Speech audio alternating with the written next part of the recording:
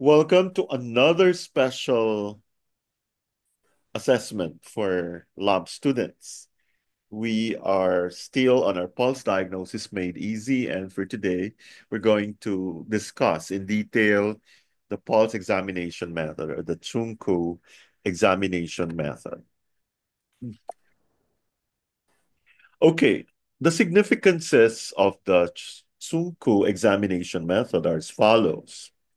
So this is where we get to palpate the radial artery on the wrist. So this is very basic. This is also known as the radial pulse or the wrist pulse. Okay. So this type of examination refers to we palpate the beat of the radial artery and then we analyze the physiology and pathology. Okay. So the Sunko pulse is composed of three positions. We have the Tsun, so as explained earlier by Mom Twix. Um, then the Quan, and then the Sure. And then each position naman is divided into three depths. You have the superficial, the middle, and the deep. So we discussed this last week. So I'm sure you can still remember them. Although it seems like the same name, it is different from the three positions and nine pulse takings. But anyway, that's another story. The tune in the left hand corresponds to the Zangfu organ, the heart. Right hand, the lung. So ako, I would always check the pulse, like after I scanned all six, no? The, the general pulse. And then I would compare the right tune from the left tune from the right tune. Okay? So the right hand, it corresponds to the lung. The corresponding location is above the diaphragm and the head. Okay? The Quan in the left hand corresponds to the Zangfu organs of the liver and gallbladder. Sa right hand naman, it corresponds to the spleen and stomach. So this corresponds to the location below the diaphragm and above the umbilicus. So i-correlate natin to with our palpation. Okay? The Sure in the left and right hands correspond to the Zangfu organ of the kidneys. The corresponding location is below the umbilicus to the foot. So kompleto na. Okay, what is the theoretical basis of this method? The the Sunku is located at the position of the Yuan source point on the lung channel of the Han Tai Yin. Ito yung tinatawag nating lung 9, and this is the convergence of all the vessels of the lung. And we all know that the lung channel originates in the middle burner or the middle jiao, and it reflects the strength or weakness of the spleen and stomach qi. Actually, if you want to improve your lung channel, you have to do something about the spleen. So, uh, I'm supposed to drink warm ginger. I actually did that last night. Kaya, grabe ang effect. Very instant. Inom ako ulit kasi na-busy kanina. Okay. All vessels converge in the lung, so the changes of the qi and blood of the Zangfu organs reflect in the Sunku throughout the lung channel. The position of the Tsunku is fixed and convenient for pulse taking. And then another method is the one at stomach 9. So first, you need to locate the sternocleidomastoid. As you can see, dalawa po yan. Meron tayong sternal head and the clavicular head. So, kung saan nagbabifurcate, no? Or madali lang, you have to locate the laryngeal prominence. This is very, for men, it's so easy to locate. And then, naka-ano lang yan, yan po yung landmark. Then, the stomach 9 should be located anterior to the sternocleido, no? Um, you have to ask the patient to turn his head to the right or to the left, okay? Para madali. So this is a method whereby stomach 9 and the Sunko pulses are pressed and cross-referenced with each other and then analyzed. Then we have the three-section examination method of this famous doctor, Chang Chong Jing. Okay, so we have the palpation of the Zunku pulse, reflects the Zangfu organs. We discussed it earlier. Then you palpate bladder 59, which is here, free tone from bladder 60, then a little bit there. It reflects your stomach chi. So kidney 3, this is my favorite. In fact, I always palpate this every time I see a patient with incontinence, usually mga elderly. Okay? So check nyo po yung pulse nyo dyan kung mahina or okay pa. Okay? Kidney 3 for kidney chi, bladder 59 for your stomach chi. Can you do that? So malalaman mo kaagad kung mahina yung stomach or tingnan mo na kaagad yung dila niya. Okay? Now let's go to the assessment. And I'm sure Ma'am Elvira is ready.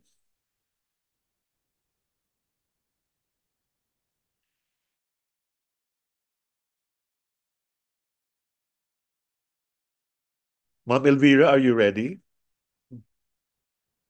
Ay, biglang nawala. Okay. Welcome back, Ma'am Ma'am Marv and Sir Adrian from Cebu. Ma'am Elvira, taga Bacolod kayo, Ma'am Elvira, no? Or shall we call you Elvira? Yes po, Dok. Taga Bacolod po, Dok. Sinsa na, Dok, sa napak. Oh, excited na ako ma-meet kayo. And also, Doc Janine is in Baguio para magkakilala kayo. She's very busy with her hotel and restaurant now, I'm sure. And then si Sir Joe Bell, na memorize sa lahat yung palpation. Si Ma'am Joycey is from Bacolod also. Yes po, Dok. Ano lang, malapit na sa amin. Yung patient ko yan siya.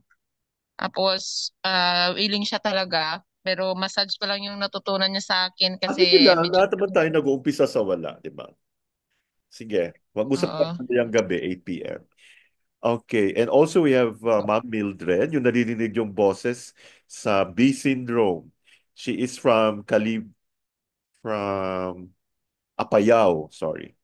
She is a certified acupuncturist and very, very supportive of the community. Ito yung tutulong mag-educate ng mga tao doon. And of course, si Sir Patrick, Sir Ibrahim, no? Who is in, saan ba siya ngayon? Tagaytay.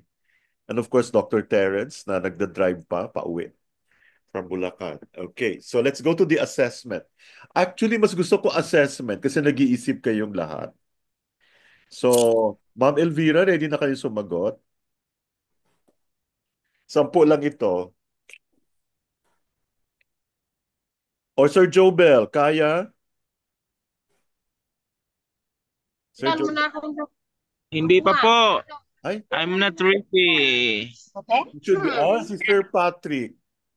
Sir Patrick, are we good? Yes, Doc. Yes, Doc. Okay, o, di ba? O, tingnan nyo, talo kayo ni Sir Patrick. Saan ka nga ngayon, Sir Patrick? Rizal? Sir, Kakarating ko lang, Doc. Ngayon, Doc. Galing ako sa ano, Doc. saan po Galing ako. kayo ngayon? Nasa bahay na ako, Doc. Saan po? Nasa Ano, BGC? sa Pasig, Doc. Ah, Pasig. Ah, okay. Okay, sagutin niyo po yung 1 to 10 ha. Oh, may reward kayo if ever. Okay. Pag yung pulse mo weak, ano ibig sabihin nun? If we say, ay baka mamaya may mag-comment na naman sa YouTube, please speak English. Para naman sa kanila tong ginawa, no? Grabe. Pero anyway, if we say a pulse is weak, what does that mean?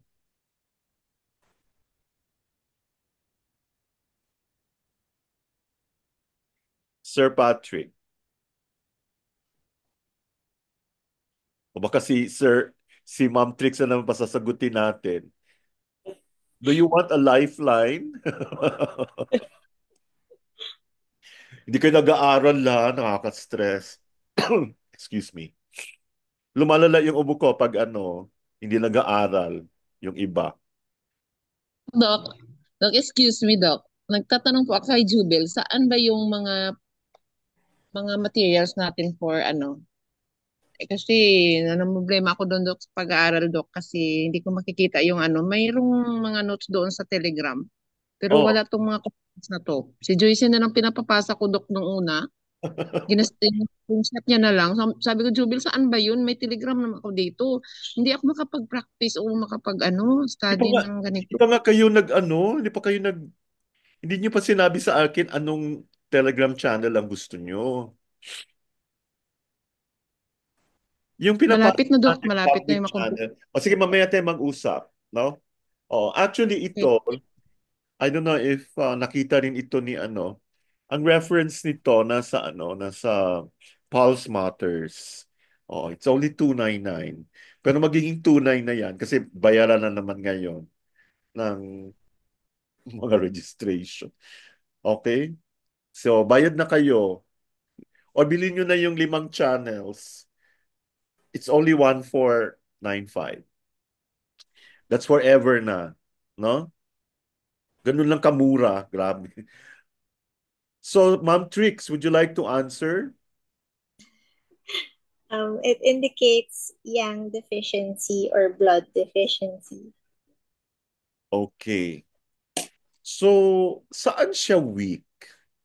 Uh, it, Sa superficial it level? is superficial. Yeah. Superficial. So, if we say a pulse is weak, it is weak at the superficial level.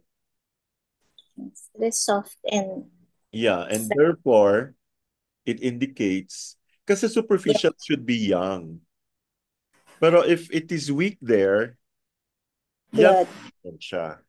Okay? Clear ba?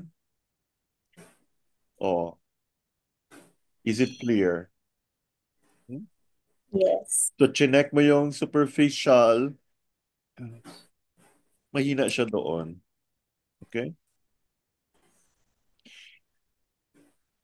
What does it mean when we say a pulse is floating empty? It means it's a yin deficiency, Hmm. floating at the superficial level. Okay. Pag sinabing yin deficiency, alin ba ang yin? Yung malalim o yung mababaw? Is it deep or superficial? Superficial. No, when you say yin, The deep level. deep. So when you said yin deficiency, what do you expect the pulse there? It's empty. Yeah, or weak. It is weak at the deep level. Okay? Kaya floating empty. Doon mo siya mafe-feel sa taas. Okay? Kaya floating. So again, Sir Jobel, anong ibig sabihin ng yang deficiency sa pulse? Yang deficiency, Doc. Mahina. Mahina yung pulse sa superficial or sa deep level? Superficial po. Okay. Pag sinabi mong yin deficiency, Malalim yung pulso. saan siya mahina? Sa deep or sa superficial? Sa deep po, deep. Okay. So bakit siya tinawag na floating empty? Kasi yin deficiency siya. Okay. Ano ba yan? Okay, sige nahilo tuloy ako. Pag sinabi mong hollow yung pulse, did you know that we have to study 29 pulses? Pero yun muna tayo, floating pulse, and then we have the weak pulse. Okay. What do you mean by hollow pulse? May idea ka, Sir Jobel? Doc, hindi ko familiarize Hollow. yung Hindi ka familiar. halo. Okay. So, ibig sabihin, sige, don't worry, mabait ka naman. Bigyan kita ng kodigo. Do you want me to give kailan nyo mabinabasa din? I actually have 9 or 10 references for pulse diagnosis. So, um, simply join Lump Auriculomedicine Society.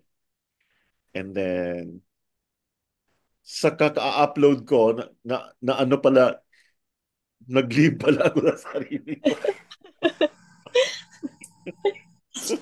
Diyos ko, nung nanahilo na ako. Kasi, ewan ko lang. Okay. So, thank you, Ma'am Trix. Actually, there were two of you who, who asked why. Yung isa talagang nagpani. Ano nangyari? As if, sabi ko, I'm so sorry because of my katangahan. Probably it's because of the ashes from the Mount Canlaon. Okay, anyway. What does a hollow pulse mean? So, yeah, sige, Ma'am Trix, can you tell us? It is felt at the superficial, but when pressed at mid-level, it is harder to find. It is empty. If the pulse is rapid and slightly hollow, it may indicate a forthcoming blood loss. Yeah, where are we Ho- supposed to feel the blood? uh, uh, We should we feel it at the superficial, middle, mid.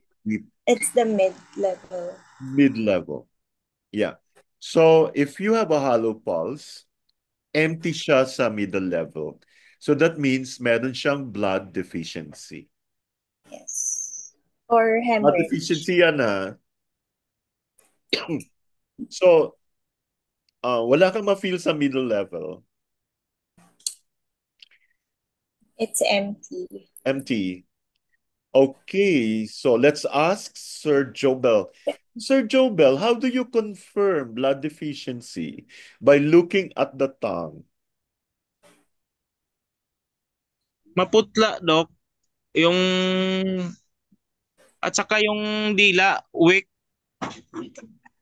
Hindi hindi masyado or talagang mahina talaga. So, paano mo siya i-differentiate sa yin deficiency from blood deficiency? Di ba yin deficiency, nako-confuse ka, sabi, kasi minsan akala mo, bakit parang wala siya sa deep, wala din siya sa middle. So, ano talaga? Blood deficiency or yin deficiency? How are you going to confirm it? By looking at the tongue. Pag sinabi ba natin yin deficiency, anong itsura ng coating ng pasyente, ng tongue? Ah, makapal yung ah, mga yung puti na coating, Doc. Ibig sabihin, does it mean that if you have yin deficiency, makapal yung coating?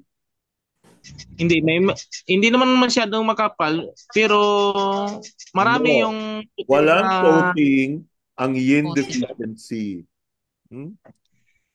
There is no coating. So this is a worse scenario than blood deficiency. Sa blood deficiency, meron ka pa nakikitang thin white coat, but the tongue is dry and a little bit thin. Okay? coating. So, tinan nyo, what I'm trying to do here is to make you really feel the importance of combining pulse and tongue diagnosis. So far, ano nga ulit yung nakalimutan ko tuloy. Floating empty pulse. Anong ibig sabihin nun? Yin deficiency, yang deficiency, or blood deficiency? Floating young deficiency. Yang deficiency. Very good. Pag hollow pulse, walang pulse sa middle level, that is Empty. no, blood deficiency. Ay, wala. So is it possible for blood deficiency to turn into yin deficiency? Yes. Yes. So which will, yeah, okay. Wag na. Hindi ko mabasa ko. Okay, what does a floating pulse mean? It indicates external pathogenic factors with wind heat or wind cold. Okay. That means it is too superficial and indicates a young excess. Remove the E. Ha? Di ba sinabi ko kanina, pag masyadong superficial yung pulse, no? Pag ganun mo pa lang, may nafe-feel ka ng pulse, no? That's yang excess. So this can be external, no? Empty Amo siya. lang ko to ah. Wait lang.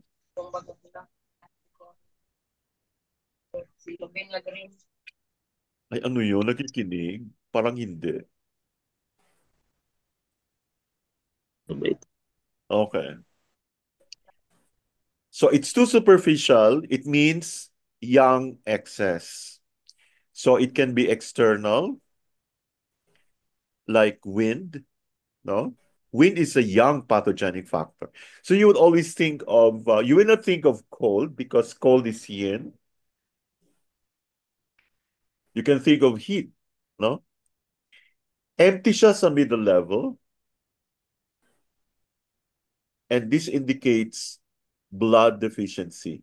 Or it can be an internal uh, deficiency. Okay?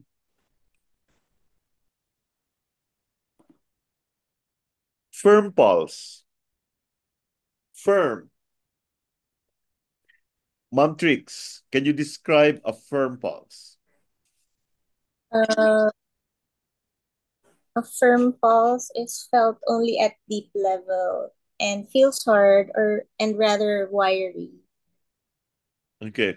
Pag firm pulse, It indicates blood stasis. pag sinabing firm pulse, it's full, strong, hard at the middle, and deep levels. So meron siyang blood stasis. Okay? Can you get it? Kasi imagine including yung internal, yung ano na, yung deep na. Okay? Pero matigas siya, hard, strong, at the middle and deep level. So this indicates blood stasis. Okay, question. What are you going to look for in the tongue to confirm blood stasis? Purple or the color. Very good. Purple color. Purple color. Or you can look under the tongue. Makikita mo na kaagad na purple yung sa ilalim. Okay. Presence of a pathogenic factor in the interior and so affected yung in energy. What does this mean? It indicates blood stasis. Yeah. Chi stasis or blood stasis in the interior. Okay, very good. Another way of interpreting the three levels by Li Shi Chen, who correlates the superficial, middle, and deep levels with energy of lungs and heart, stomach and spleen, liver, and kidneys. The chi of the internal organs is not only reflected at the various positions, but also depth. Heart and lung, particularly the lung, can be said to control the exterior of the body, and their chi is therefore felt at the superficial level. The stomach and spleen make the blood, and their chi can be felt at the blood or middle level. And Okay. the liver and the kidney, particularly the kidney, controls the yin energies, and their chi is felt at a deep level, or So the yin. do you think you can relate here?